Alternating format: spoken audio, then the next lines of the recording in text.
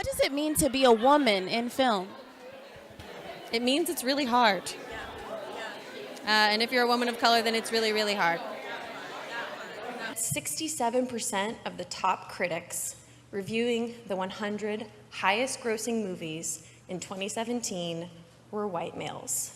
Only 2.5% of those top critics were women of color,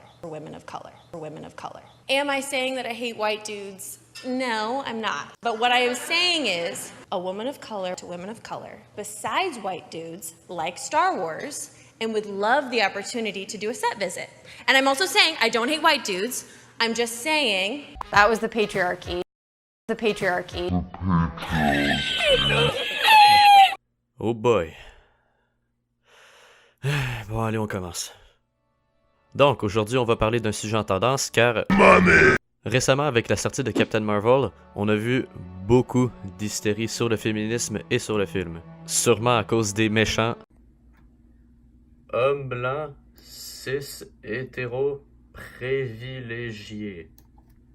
Donc moi j'ai pas vu le film car je suis pas vraiment un fan de Marvel, malgré que j'ai aimé quelques films comme ceux de Captain America, et de deux car Brie Larson, Captain Whammon, Captain Marvel herself, a disons fait un certain marketing assez original.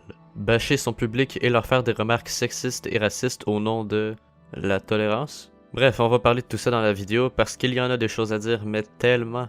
Aussi, on va bien sûr continuer de parler de Star Wars comme d'habitude, car l'univers aussi n'est pas épargné de toute cette polémique, et je suis prêt à mettre ma main au feu que ce genre de problème risque de revenir très souvent, surtout avec la sortie du futur Star Wars 9. Donc, on commence avec Captain Marvel. Qu'est-ce qui s'est passé?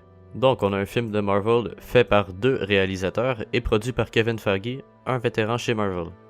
Un film censé se passer avant tous les autres films à l'exception de Captain America, le premier Vengeur. Quand même ironique puisque c'est le dernier film de Marvel sorti, mais bon on s'en fout. Un film qui bien sûr a du budget et tout. Un film avec donc Brie Larson, la principale protagoniste du film, Mace Windu, plutôt Sam Jackson qui joue Nick Fury comme d'habitude.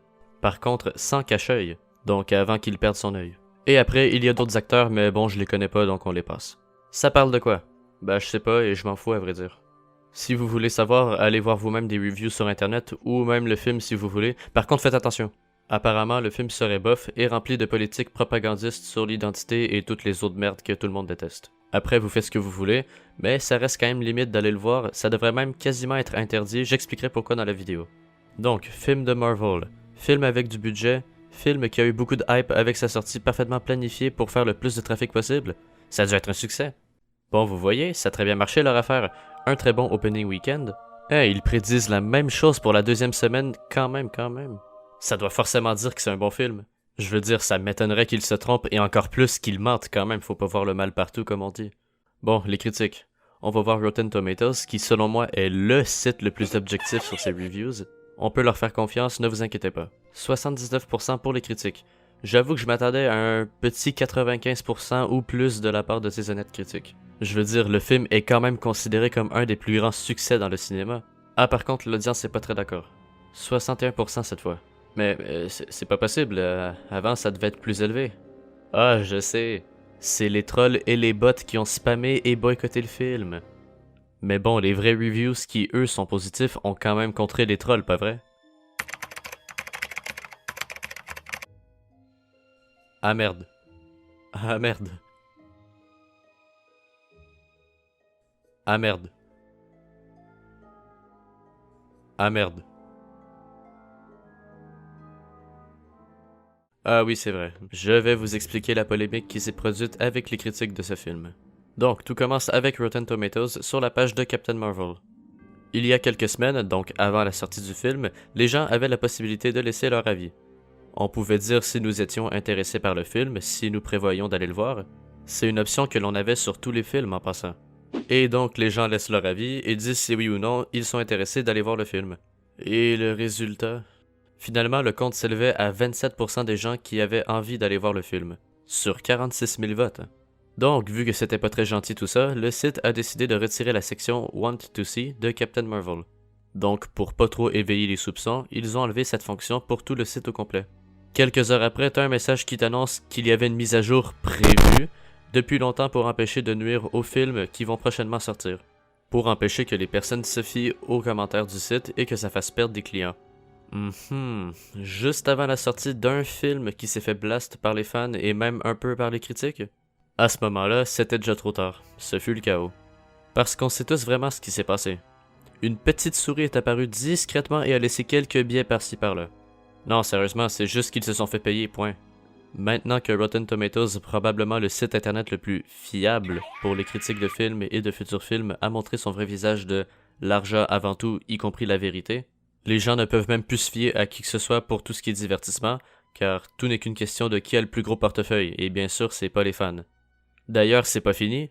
Non seulement ils ont supprimé les Want to See avant la sortie du film, mais en plus après la sortie du film, la même journée où le film est sorti, ils ont continué. Les gens étaient censés de pouvoir enfin laisser leur avis sur le film après l'avoir vu. Donc, comment ça s'est passé?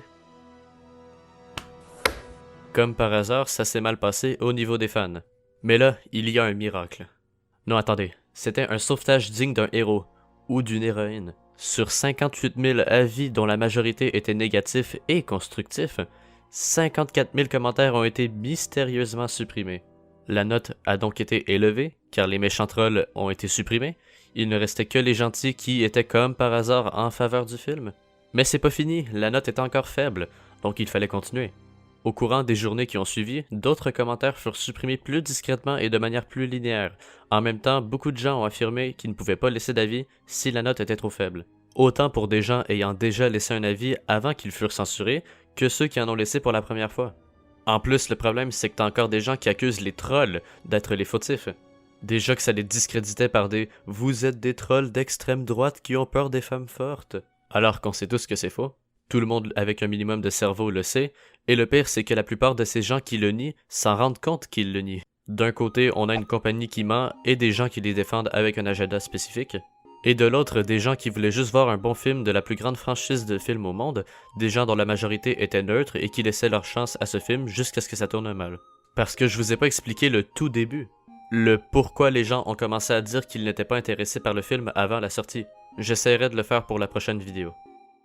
Mon plus grand problème avec ça, c'est que ça pourrait toucher aussi Star Wars. Disney, qui est le big boss derrière les deux franchises, nous a montré qu'ils étaient prêts à tout pour avoir des gens au cinéma.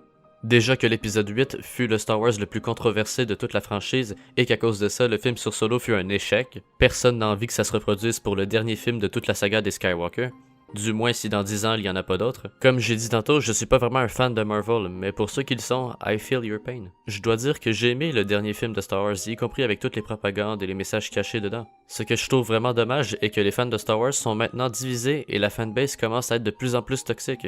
En plus que maintenant on commence à nous mettre de la politique dans les films au lieu de juste se concentrer sur faire de bons films divertissants.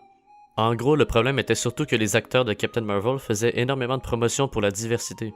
Je veux dire, je suis pas un expert en marketing, mais je sais que le but est d'attirer le plus de clients possible. En affichant un message politique, tu vas forcément te faire aimer par un groupe et te faire détester par un autre.